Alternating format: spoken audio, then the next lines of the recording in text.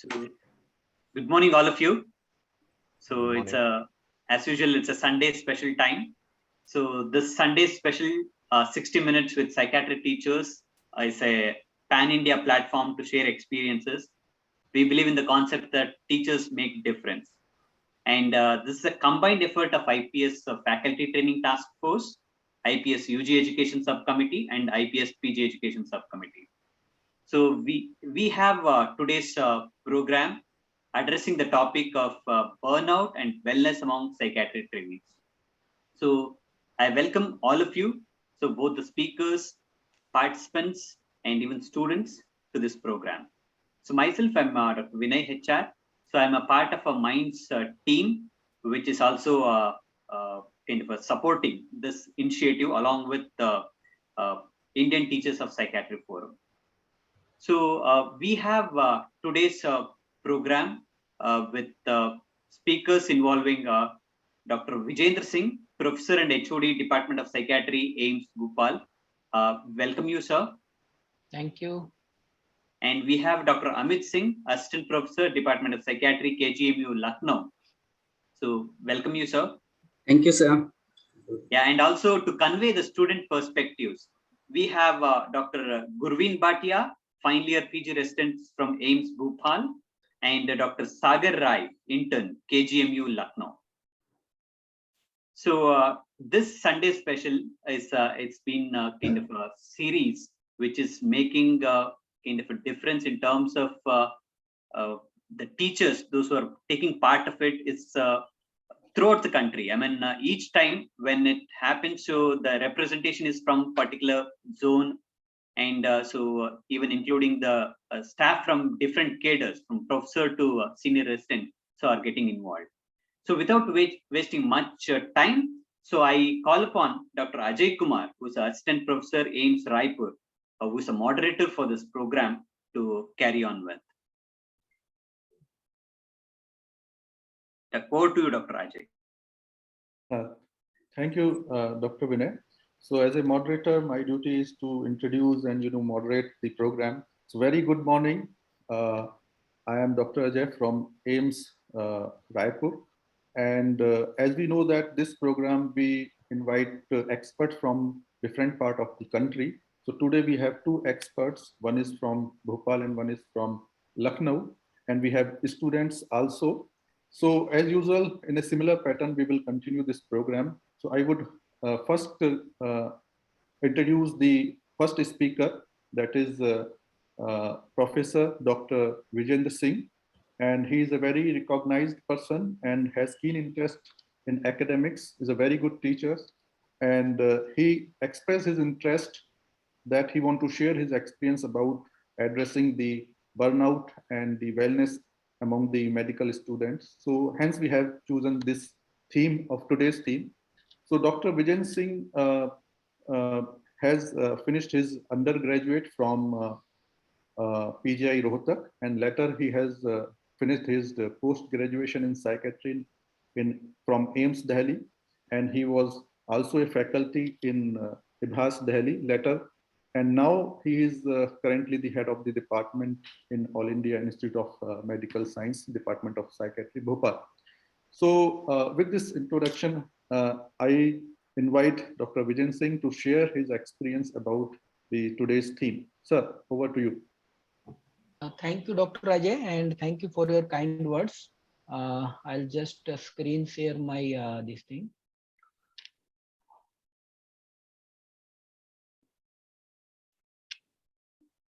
Yes.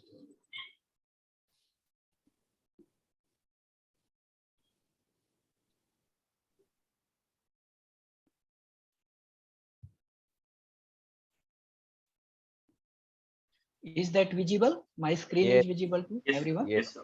Yes. Thank you. Thank you. So I think 15 minutes have been allotted. So I will like to do justice with the time and the topic. And a very good morning to all. Dr. Vijender Singh here. So as we know, the topic for today's discussion is burnout and wellness among psychiatry trainees. So we all know, and in the background of COVID, this becomes even more important. Thankfully, we are out of COVID now, but the hassles of daily life and our professional responsibilities that make us vulnerable to the stress and burnout.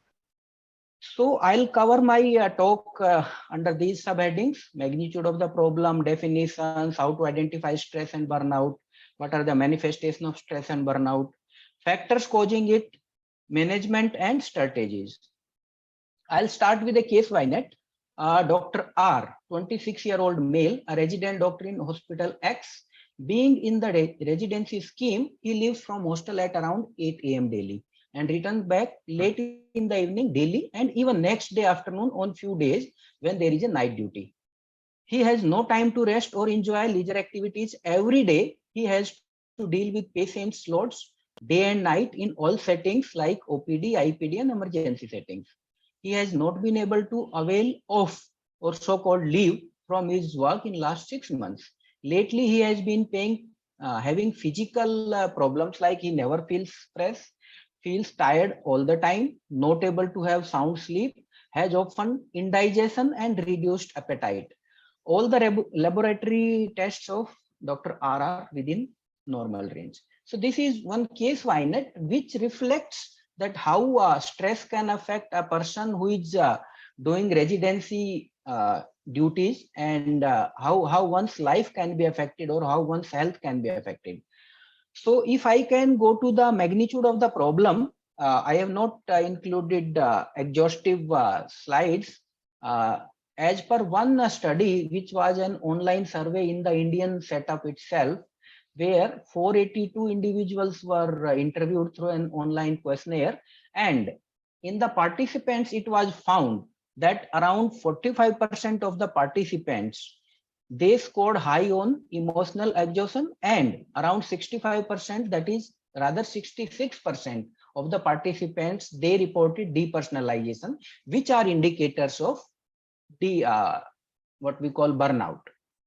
Another study, which was a kind of narrative review by the authors, which has very clearly said that 1 in 3 physicians, they have felt burnout or stress during their work period, or let us say lifetime. And as we all know, the burnout affects well-being of individual himself or herself, and it also affects the quality of care provided by the person oneself. How do we define stress? Stress has been defined as a kind of stimulus event which is of severity which is sufficient enough to produce disequilibrium. We all have equilibrium in our body. So the kind of event which is having a severity which can affect our homeostatic physiological systems. So this is a basic definition given by the Hans Sille, we all know. Then there is something called general adaptation syndrome. So it says that during any exhaustive event, during any stressful event, there are 3 stages. First stage is the alarm reaction. Suppose there is a fire in some room or some hall. So at the first stage, everyone kind of gets startled. What happened? How did it happen? So once everyone has been aware of the situation, then they try to control the situation. That is the stage of resistance. Means someone calls the fire engine, someone calls the police, someone tries to extinguish the fire by using fire extinguisher, and gradually the situation is controlled. And then once the situation is controlled, the person who is undergoing the situation has a feeling of exhaustion or kind of tired out. So this is the typical cycle of a person undergoing the stress or excessive burnout state. Then there is something called transactional analysis. This is as simple as like we go to ATM to get our withdrawal, right? So our coping or our ability or resources for coping is like our deposit in the bank. So we can only withdraw that much which we have the deposit. If there is excessive stress on ourselves, and if it presses our ability or coping ability available, then it creates unnecessary pressure and there is an imbalance. So this imbalance may be explained by the transactional analysis. Then how do we respond to a given stress? A response to a stress could be either a normal reaction to abnormal situation. So whenever there is an abnormal situation, we all react differently. So it could be a normal reaction as well. But it could be an abnormal reaction also. So if our reaction pattern or our behaviors are normal, community or that level of expression, then it could become abnormal or stressful.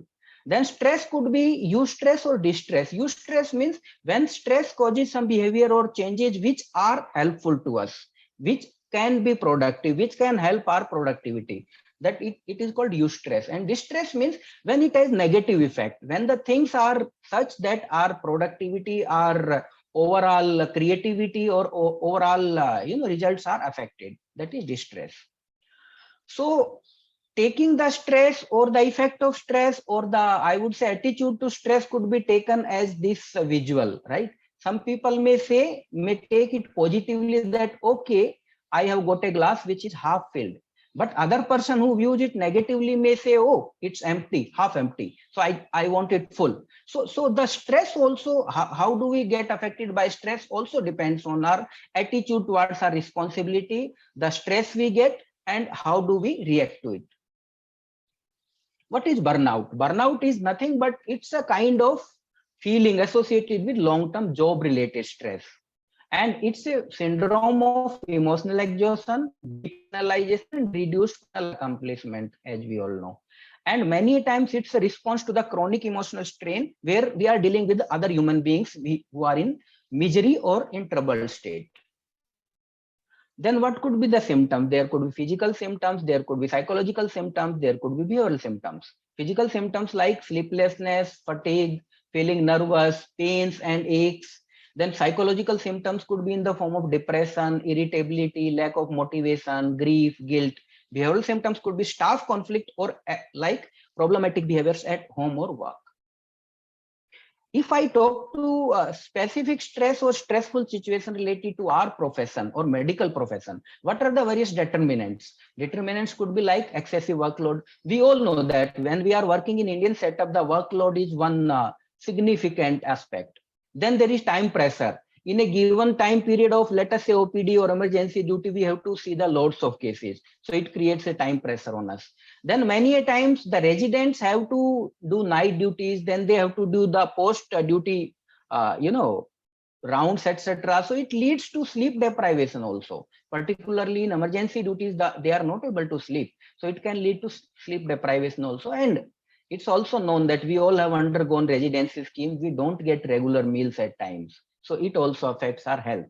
What are the things related to workplace? There are or there can be inadequacy of resources or staff because we work in a resource setting or we work in a developing country. So definitely there is a inadequacy of resources and staff.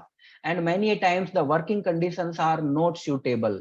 They may be inadequate or let us say adverse. What are the other sources of stress? It could be individual specific. It could be related to the environment around the person.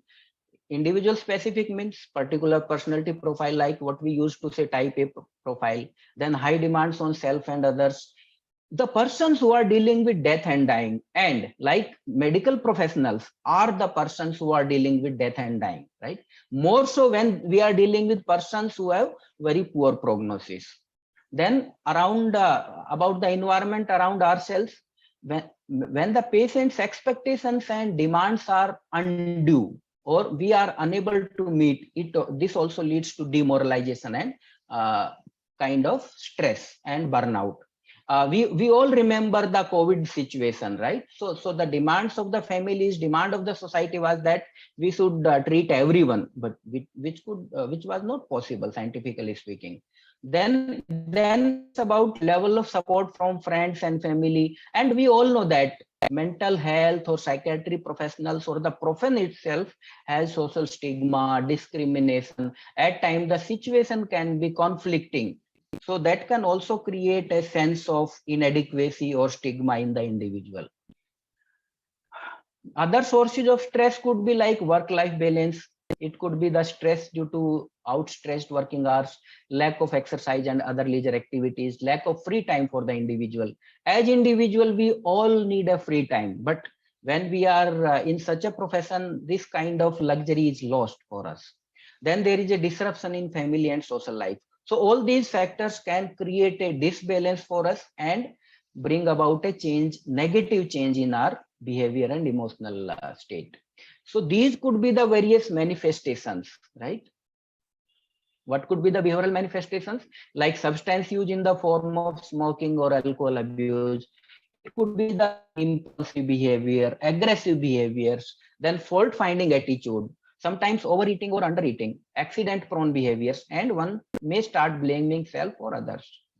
What are the psychological symptoms? As I said initially, one could feel depressed or bored, negative attitude, thoughts, anxious, nervous, irritability, forgetfulness, nightmares, helplessness, unable to concentrate, difficulty in decision making. Then we all know that chronic stress can lead to or worsen the pre-existing conditions like hypertension, coronary artery disease, right? Migraine headache, tension headache. So I will not count everything, but yes, this is a long list of medical illnesses which can be precipitated or kind of worsened by the continuous chronic stress.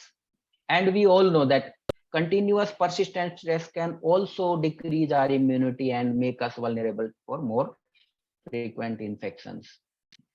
What are the social manifestations? Social manifestations of burnout or excessive stress could be isolation or loneliness, lack of intimacy in the individual. One may harbor resentments. One can show behaviors like lashing out at others. Then there could be reduced contact with friends. And there could be reduced or disturbed family relations. Then coming to the effect of stress on individual's performance. If the stress is at a very starting point, it can lead to, let us say, emotional exhaustion in the very stage. Then if still persists, it can change in the perception of our professional identity, means doctor-patient relationship. So we may see the patient as a, let us say, means burden and a kind of dehumanizing experience for the individual.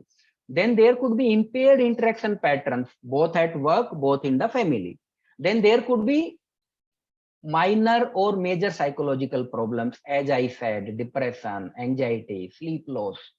And if the stress continues, if we don't handle the stress, it can lead to negative consequences of our work performance in the form of medical errors and decrease in the performance further.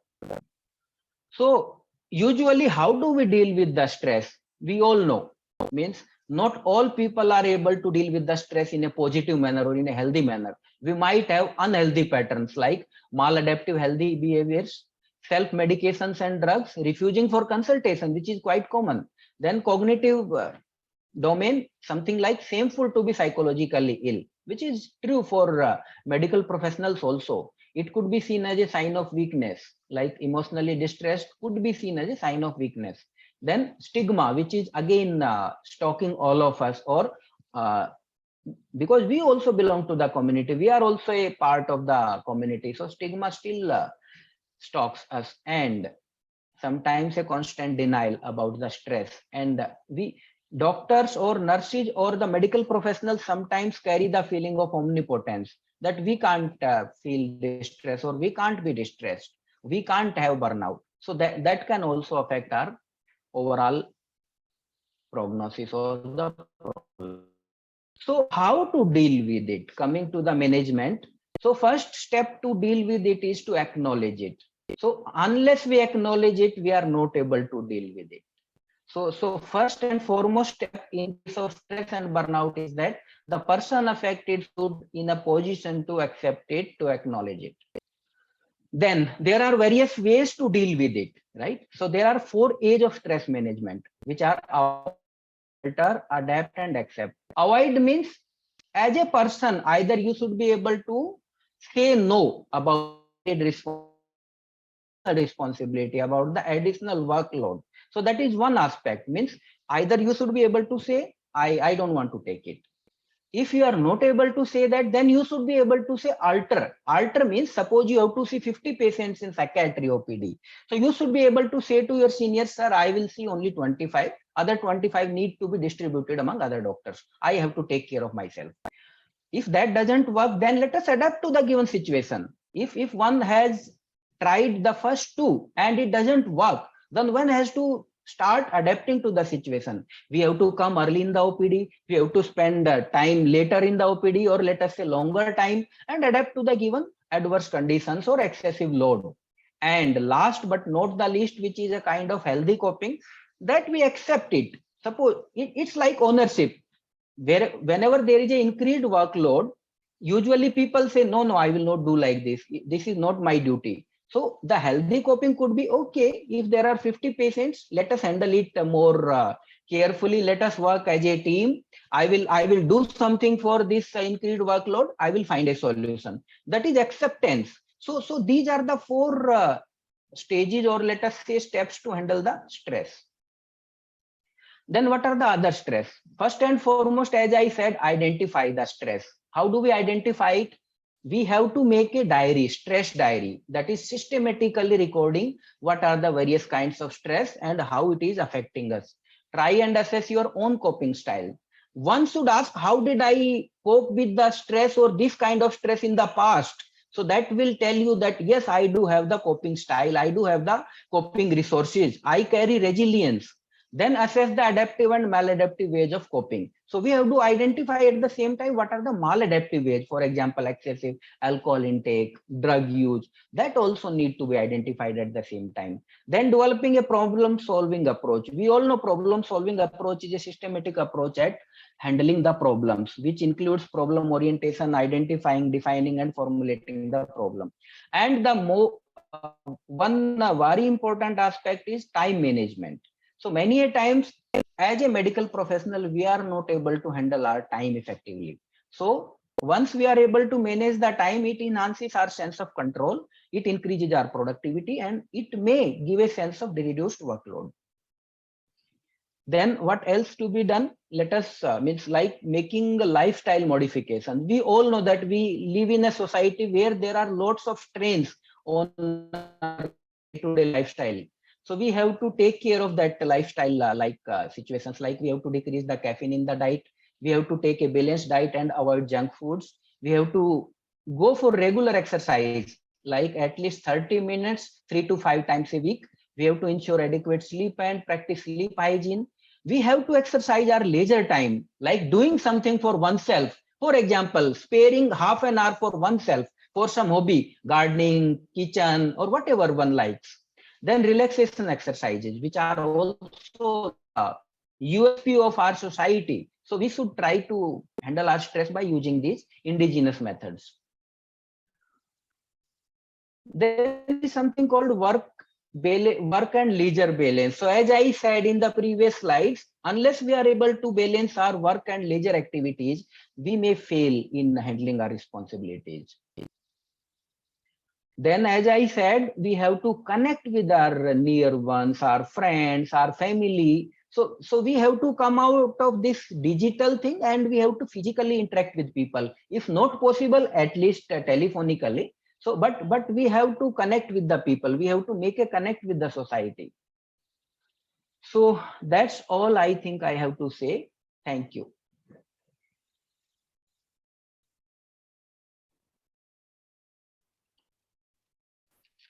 Thank you, sir, for your brief presentation, and it was very comprehensive, and I hope that so many students will be benefited after hearing it.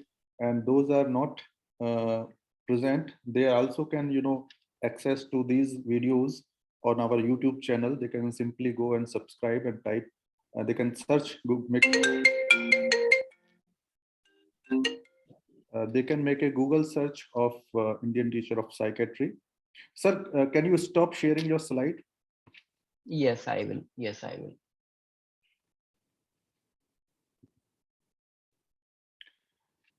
So, as there is no comments or questions in the chat box, is anyone want to ask directly? They can ask question to the speakers. Any student? Yes, sir. I wanted to ask a question, sir. Please. Yes, please. Good morning, sir. Sir, just I wanted to know, like you said, if a student or PG student is having some stress, or maybe diagnosed with some anxiety or depressive type of disorder. So what happens generally? We become some more somewhat lenient towards that student and give her less work compared to the other one. So then the other students, they start like, ma'am, you are very lenient. She doesn't work. She doesn't see night calls. You tell only others to see. So, sir, would you please advise how to handle this situation, sir? Nitisha, thank you for your question. I think it requires an enabling environment, what we usually call it, facilitatory and enabling environment. Like we have to accommodate the persons who have mental health issues. And if we don't accommodate a mental health professional, who else will do that? So I think it's like asking the person to do one's duties, definitely, but the environment, the others around that person, the team fellows, they have to accept that yes, the person has problems, and there might be periods when we have to, let us say, curtail the responsibility, but once the person is normal, we have to resume the responsibility as normal. So it's a kind of dynamic approach we have to apply with our constant empathetic approach on. I think that much I can say. Okay, thank you, sir.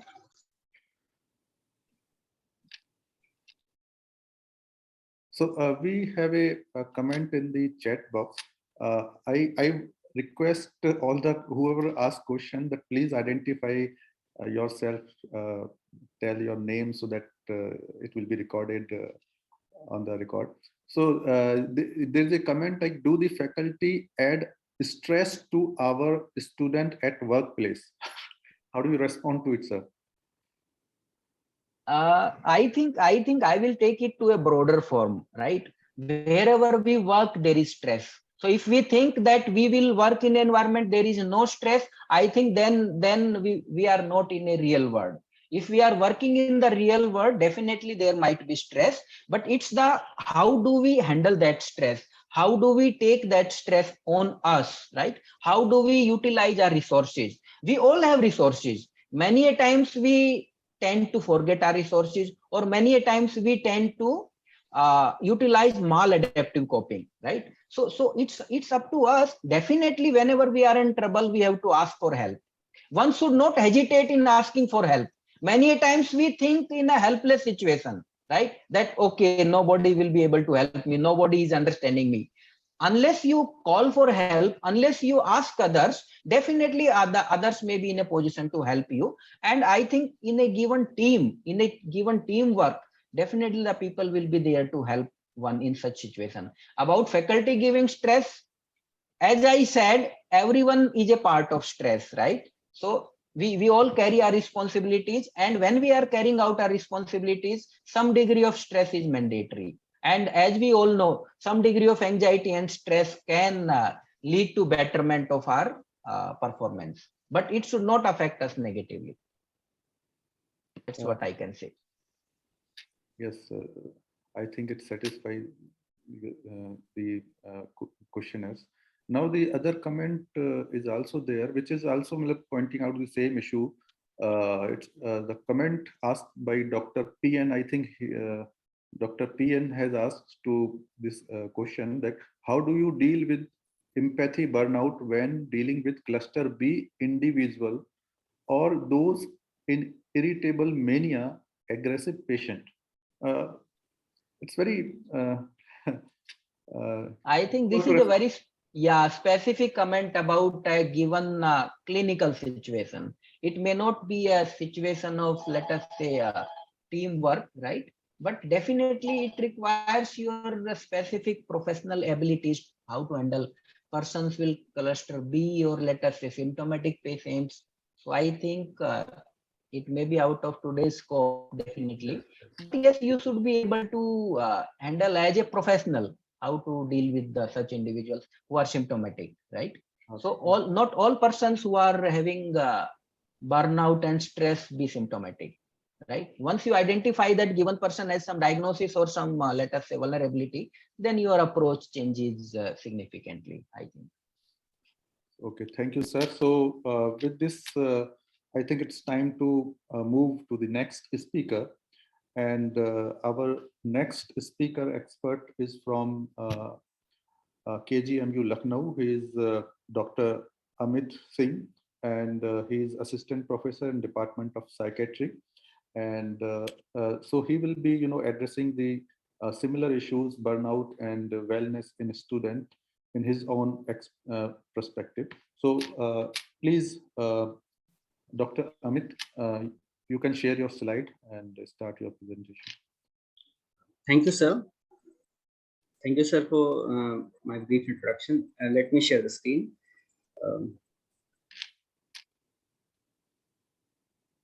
Sir, is it visible? Yes, sir, it is visible. You can enlarge it. Yes, sir. Full screen. So first of all, I would like to thank the organization for giving me this opportunity to express my own experience at this forum.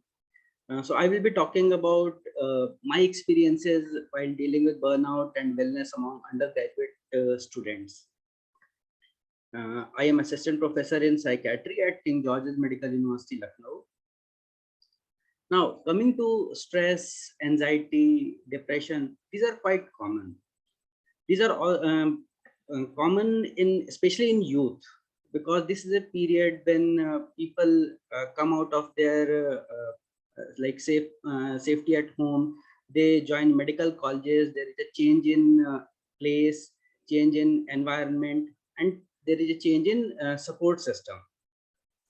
Here at medical colleges, they face lots of academics related stress, and often it is associated with burnout. New relationships are built at medical colleges, and often issues also arise with these relationships. Besides, after attaining this adulthood, they also have some additional family responsibilities. They also have to bother about career and finances. So this all adds to the overall stress, anxiety, and depression. The academic burnout among medical students have been reported to be in the range of 33 to 55%. Even a systematic review of the studies from India, they have reported the depression in the range of around 40 to 50% among medical students. So this is quite a big number, and this is a problem which cannot be just ignored. Now, talking about how commonly the medical students seek help. Overall, in just few years back, I was a medical student. Now I am assistant professor. So from my residency to senior residency, and now as I am a faculty, I can say that the help seeking of students have definitely increased. However, in my own observation, at least at my place, there is the help seeking among female students is relatively better compared to male students. Often male students are brought by their peers, their colleagues, and it is often related to either substance use problems or severe psychiatric disorders. Despite them also suffering from common psychiatric problems, including anxiety, burnout, depression, but this is quite something which we less often see. Probably stigma is adding to this relatively lesser help seeking for common mental problems. They see themselves as strong and find it very difficult to acknowledge that they are having some common psychiatric problems. When addressing this problem, often there are lots of challenges we encounter. The problem contributing to this burnout, stress, and untimely management of these problems is related to one, poor awareness and knowledge about these problems. People often or students often do not recognize that they are having some sort of psychiatric problem, even if they are suffering from these problems. This is also because often their source of knowledge is knowledge about these mental problems is from movies or internet or some colleagues or seniors, word of mouth. So before they finally reach up to a psychiatrist or a knowledgeable healthcare provider, their understanding about the illness is based on mostly some unreliable sources of information. Now, this leads to a delay in help seeking, and this delay is related to their poor knowledge or awareness, and it is also related to the stigma, which I have already discussed. Besides, one challenge we face while managing students is their reluctance to go for medications. Although often the treatment is decided in sort of a consensus is built regarding whatever treatment they are willing to take, be it psychotherapy, be it some neuromodulation treatment, or be it medications. But whatever treatment is decided, there is a sort of persistent problem of non-adherence. So for their symptoms, students often prefer self-medicating themselves through, if they are having problems like related to sleep, they go for benzodiazepines or zolpidem, or often they also resort to some substances like alcohol or cannabis. So this self-medication thing is there. But when it comes to medications, they learn from their pharmacology textbooks the list of side effects, and this sort of made them reluctant to take medication, that too for a specified period for which it is prescribed. So frequent non-adherence is there. Also, based on the word of mouth thing, they keep on changing the doctors. That is also something which I have noticed.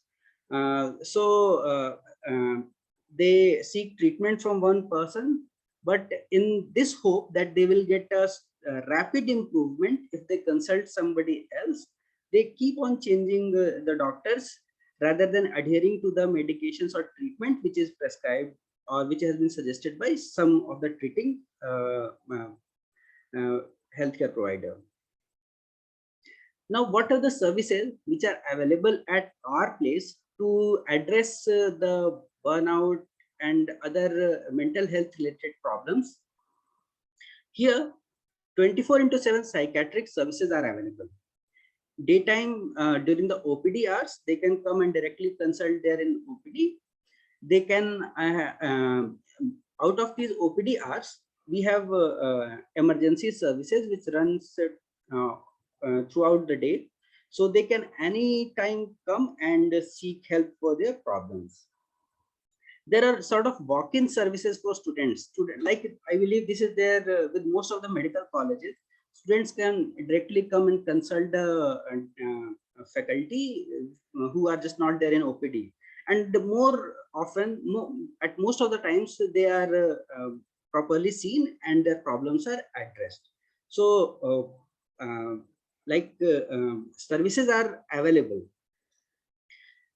Besides, the Dean Student Welfare at our institute, they address the issues, even those related to mental health by the students, time to time.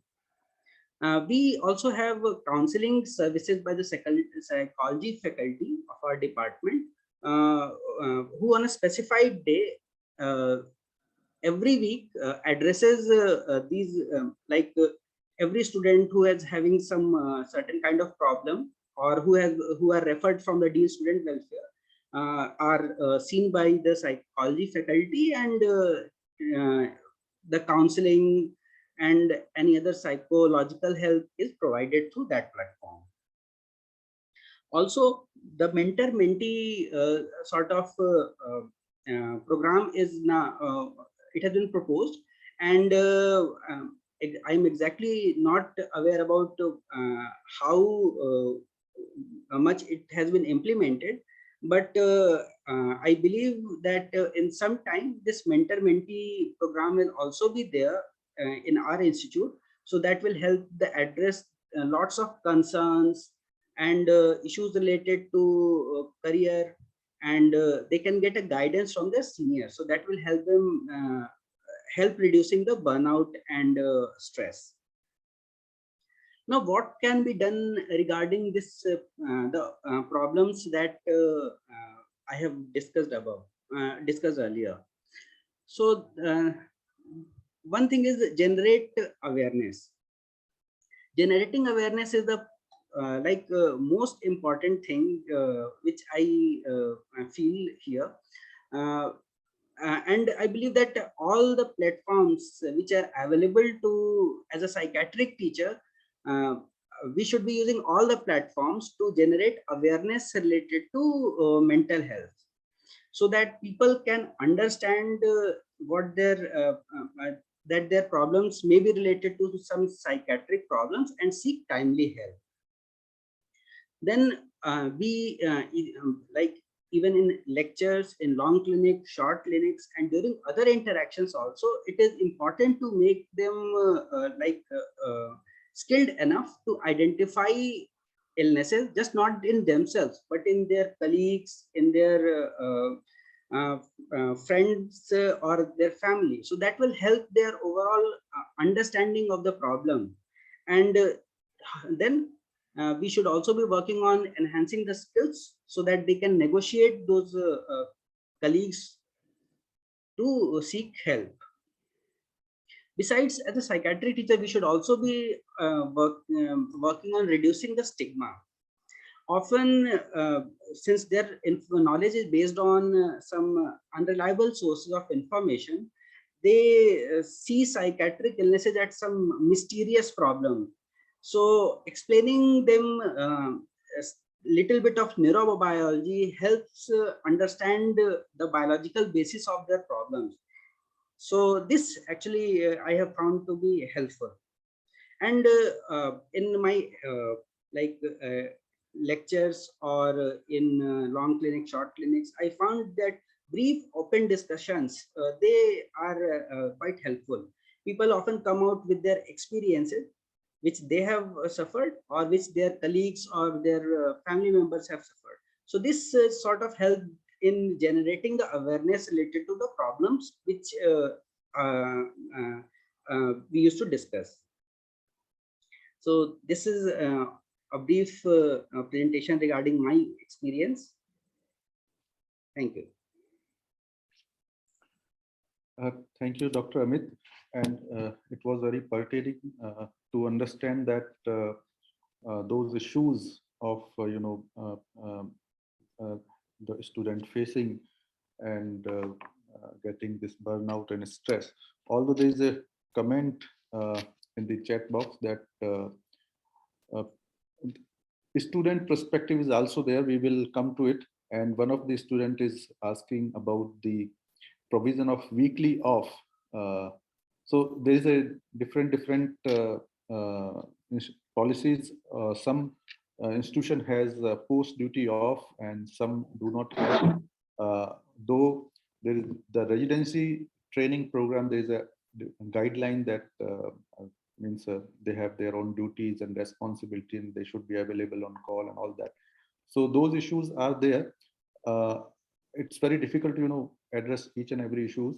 And what I want to say about, because there's a point addressing the NMC recommendation. Recently, the NMC also recommended that there's a student wellness program should be implemented, and lifestyle related and the stress management skills has been to be taught to the students so that they can take care of their mental health better. So we shall move to the students now.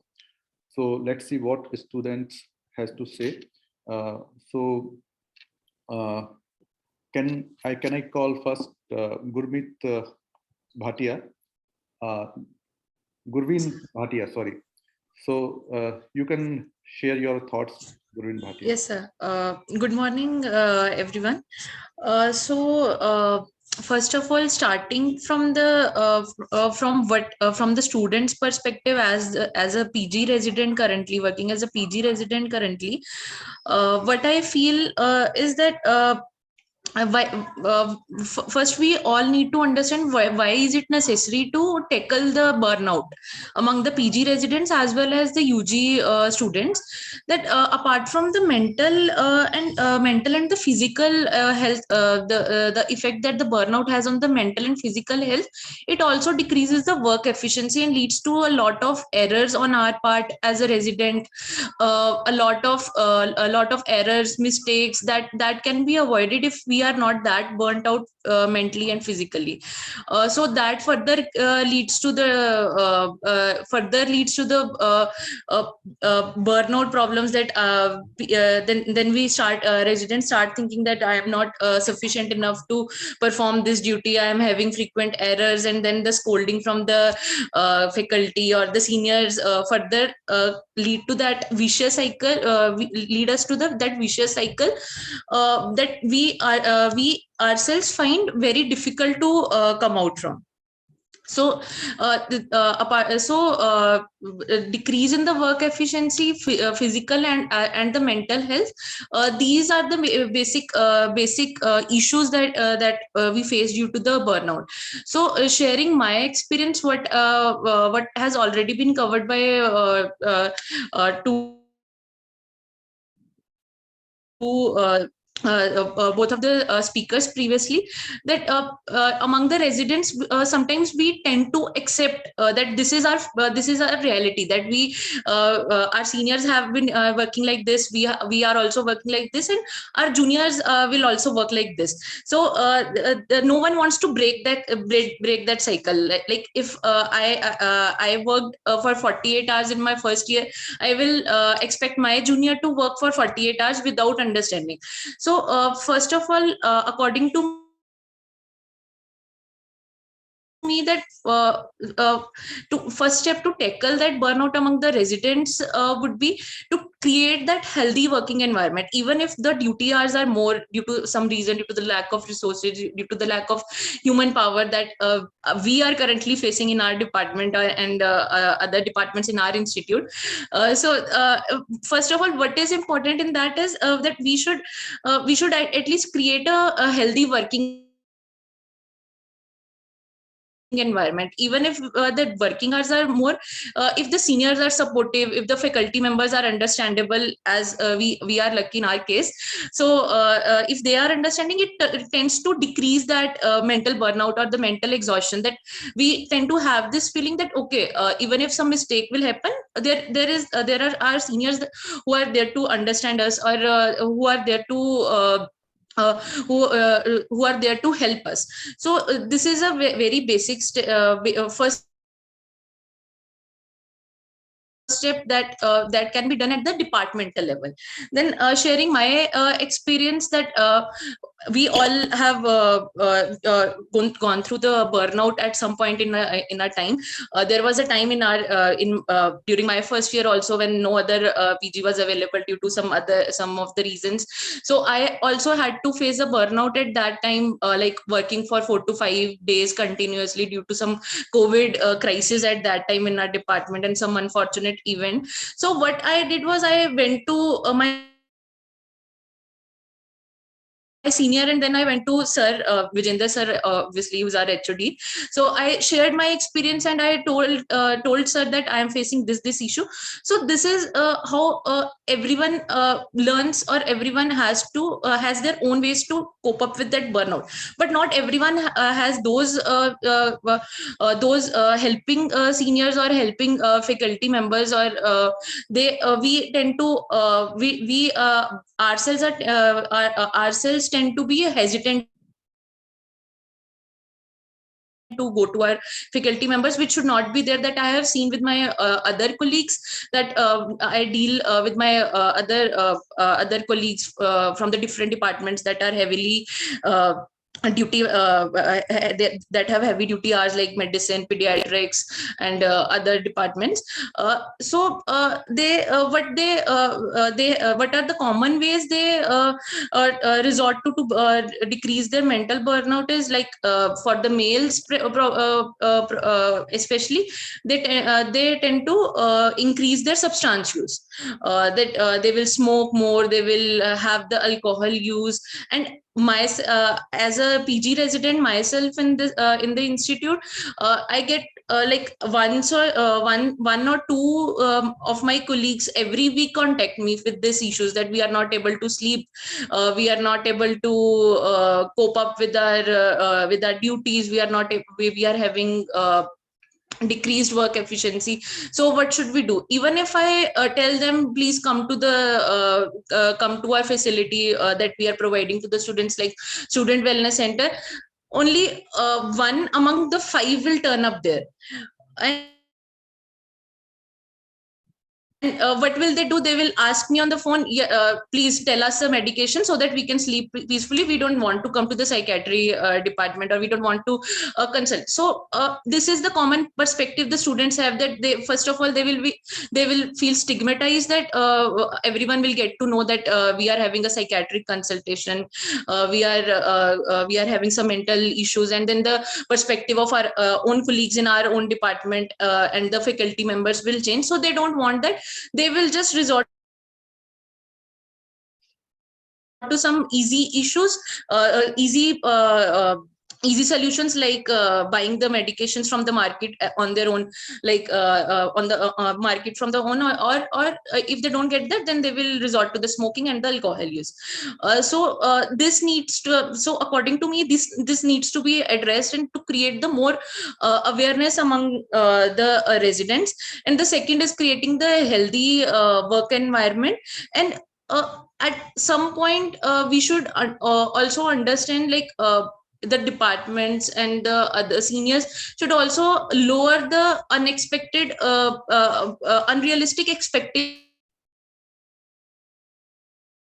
that we tend to have generally. Understanding their perspective as a holistic approach, not like this is ye to hota hi hai, like what they tend to get from their seniors, ye to hota hi hai residency mein, ye to, so they tend to accept their fate. So according to me, this should not be there, and the awareness should be created among the residents. And second, and the most important, that one of the participant has already highlighted in the chat box, that there should be provision of at least one off in the week for the residents, that creates that gap in those hectic duty hours, so that they can introspect themselves, what they are heading to, and what they need themselves to be better in their to perform better in their own duties, in their duties, as well as the academic growth. And then and why this one day off is also necessary, that we will get the time on our in our duty hours to recognize our problems that we are having. Sometimes the duty hours are so hectic that the people even don't recognize that we are being more irritable, we are having sleep disturbances, or even I have seen my fellow colleagues in the other department who doze off to sleep during the OT. Like they were so hectic, and they were so burnt out, that they tend to doze off to sleep, and they were not even able to recognize their problem until some of the other colleagues pointed out to that. So this will give them the time to self-introspect. And then the third problem that the sir has already highlighted, that sometimes there are normal, these are the normal reactions to the abnormal situation. Now, if there is burnout, the abnormal reaction to the normal situation also comes up. So I would like to highlight, like one of my very close friend, this is a very close experience that I have in the recent time, that one of my very close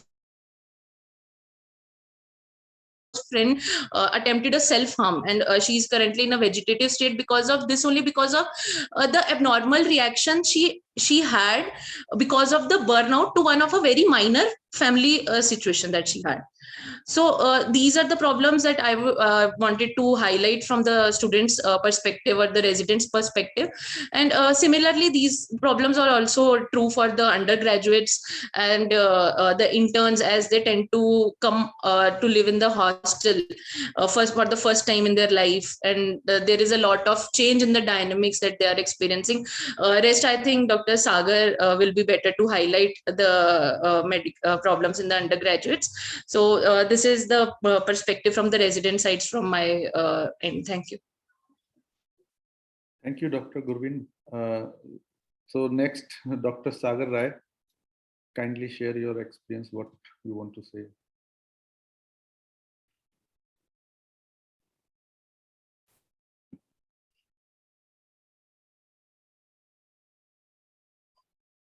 Dr. Sagar Rai, you have 5 minutes, and let me tell everyone he is the intern. He is an intern in the KGMU Medical College. Yes, Dr. Sagar Rai. So is my slide visible? It's very much visible. Sir, I am an intern in King George Medical University. Sir, currently I was posted in surgery as an intern.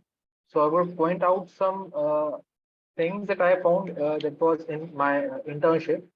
Like in my hospital, there is a huge patient load, and they are not just less residents, but less nursing staff and ward boys as well. So the residents have to do the work of the nursing staff as well sometimes. And also these traditional handwritten patient health record. There are always some pending case sheets which are on the loaded on the PG first year, and he's been constantly scolded to get it submitted. All these things add up to stress, and they get very less time to cope up with such kind of stress, and so they resort to smoking and alcohol use in their residency. So, and also, I found that our residents also have no leaves and very less sleeping hours. And there was one thing which I found, that when a resident doesn't like to work in a department and he decides to leave his job, there is a PG seat leaving bond, which we all know of. And in Uttarakhand, it's of nearly 2.5 crore rupees. So he is stuck doing with a residency which he doesn't like. And we also have a lack of regular health checkup support, regular health checkups and support group for our residents and interns. So what I found was because of this, there was lower patient satisfaction and care quality, loss of empathy, because stress, the PG first year was enough stress, and he has to deal with the illiterate patient. So he needs a lot of care and patience while dealing with these patients. And I found when the resident wasn't stressed, he always resort to anger and scolded patients.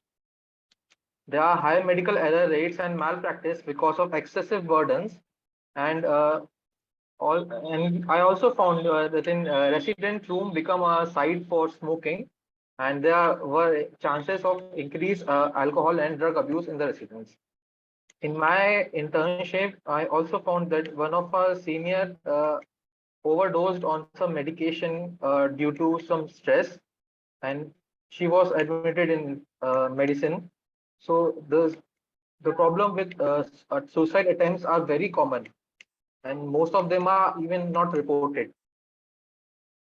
So I found there must be an increase. The possible solution for this are like there must be increase in vacancy for health personnel, not just for PG seats. There must be increase in non-PG JRs,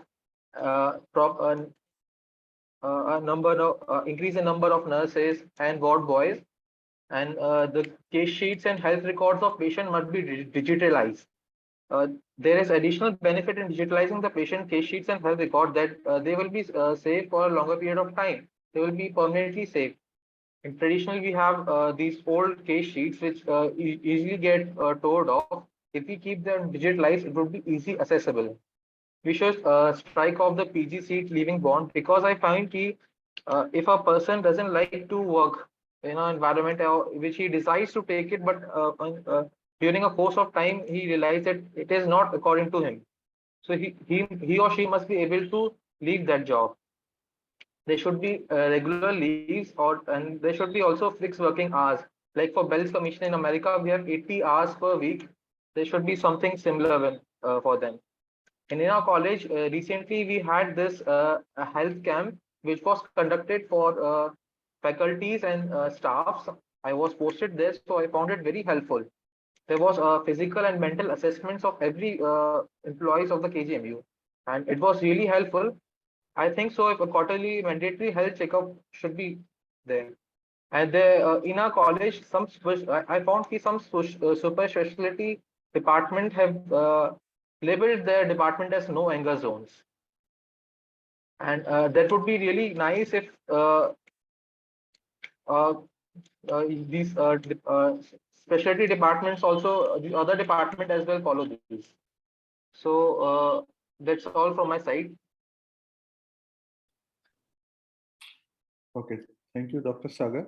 So as we have very limited time, I'll ask Professor Mohan sir to say his word.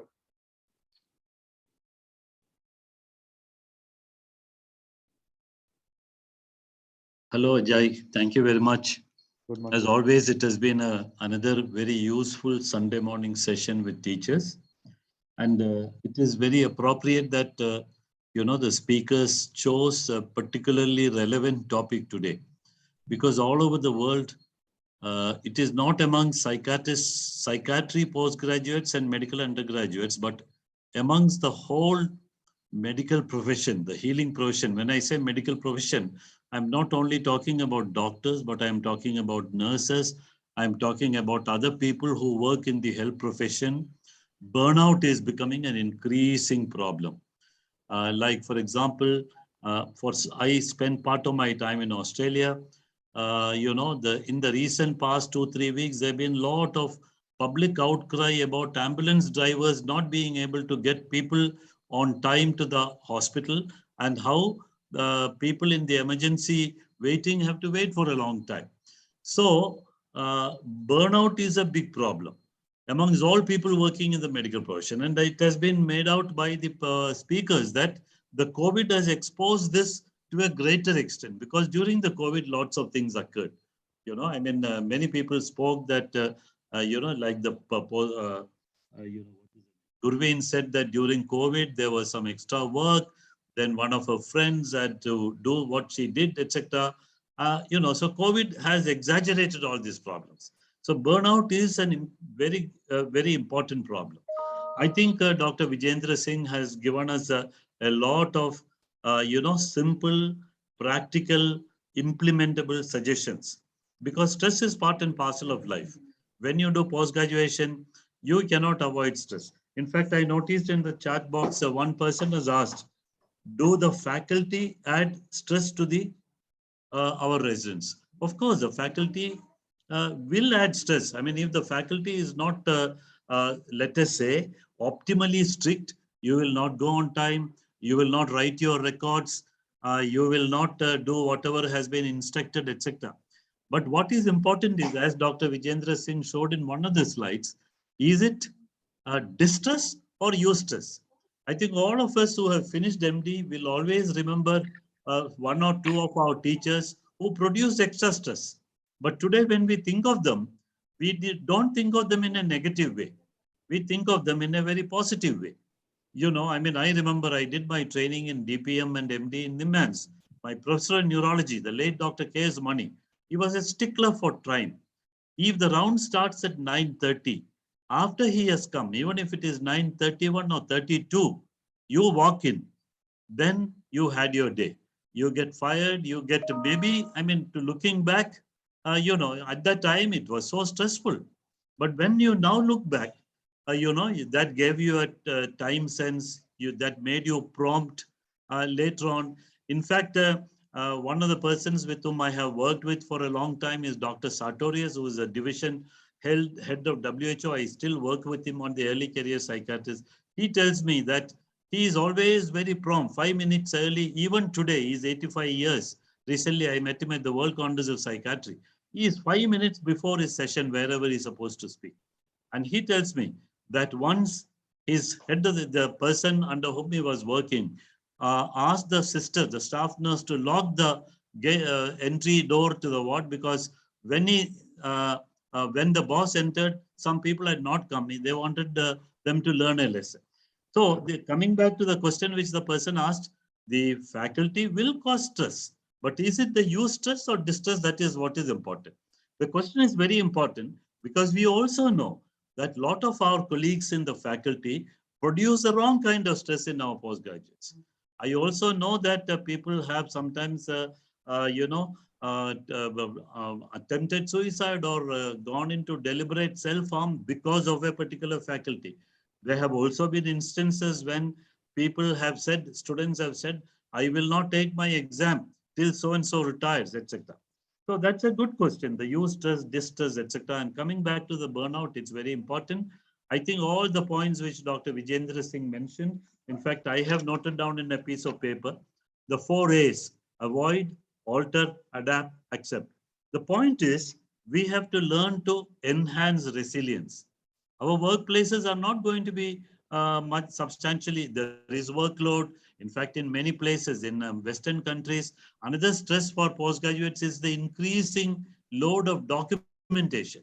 Everything has to be documented. You turn this side, you document. You turn the, why? Because if something bad happens, there are quality control. If the patient, you have to, respond to inquiry commission. If there is a suicide, sometimes you have to go before a coronial inquiry. Then what matters is the documentation. Even here, we are teaching our residents that everything should be documented. So stress is there. Stress will not come down, it will only increase. We have to only enhance resilience. I would like to end by saying that it has been a wonderful program. Both the students spoke from their perspectives. What I want to highlight is both of them talked about deliberate self-harm among interns, doctors, etc. In fact, few years ago, about 6 years ago, there was an incident in Melbourne, Victoria, where 3 psychiatry residents committed suicide. After that, of course, the college, the Royal Australian New Zealand College, and everybody took notice. Today, burnout amongst trainees is a big issue. Every supervisor has to be aware of this. I note that even the National Medical Council recently wrote a mail to all deans and principals, etc., to take care of the mental health of doctors and junior doctors. So this symposium, I mean, this particular Sunday special has been very timely. It's been very useful. I don't want to prolong it any further. I know that the 2 contributors, the 2 institutional contributors has been AIIMS Bhopal and the KGMC Lucknow. One focusing on postgraduates and one focusing on undergraduates. And last point, recently, I was invited to talk at the World Congress of Psychiatry on something about training. And I briefly mentioned about this Sunday special that we have been conducting in India, Indian Teachers of Psychiatry. And many people complimented it because this kind of a thing where a senior teacher, a not so senior teacher, a postgraduate, undergraduate, this kind of a platform perhaps is not there anywhere in the world. Not hundreds of people don't attend, but this is all recorded. People can listen to this leisurely. I can very proudly say that I have attended almost 90%, if not all, almost all the ones which it started. I still block this time to attend because it's useful. We learn lots of things. I hope a lot more younger teachers attend these meetings and benefit from this. Back to you, Ajay. Thank you for asking me to make some comments. Thank you, sir. And sir is always with us for all these programs. So thank you, sir, to encourage us always. And so I would like to thank all the speakers and the students in the last. And now it's time, that we can utilize our Sundays. And there are still some questions which could not be answered in the chat box. So those participants can, mail us, and the experts, whoever were there in this program, we will also request them to, answer all these questions, so that this discussion will continue, and there will be some solutions. Yes, Dr. Ajay, if Yes, sir. Dr. Madhukar sir can be allowed to speak, because he had raised the hand. Oh, okay. Madhukar sir. Thank you, sir. Thank you.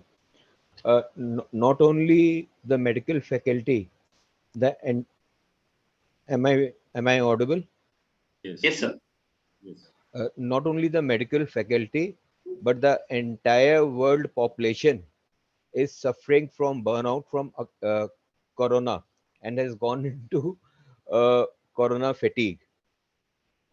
Incidentally, medical profession itself is a stressful situation. Post graduation in any field of medicine is more stressful, and post graduation in psychiatry is the most stressful of all professions, with the highest number of suicides occurring there. What these instances of burnout show us, they basically prepare us for avoiding greater burnouts in a later life. They should be taken as a maybe learning experiential models rather than punitive. I hope you all have a nice Sunday.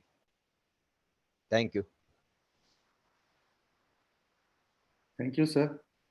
So, shall we stop the program, Dr. Vinay? Yes, Dr. Ajay. So it was wonderful having you, all of you. So even seniors like Dr. Mohan sir, Dr. Madhukar sir, even N.M. Patil sir was there. So thanks for joining us. And this video recording will be available in the YouTube, and the link will be sent. Thank you. Thank Have a you, nice Dr. Sunday. Ajay and Dr. Mohan sir. Thanks a lot for giving me this opportunity. Thank you. Thank you. Yeah.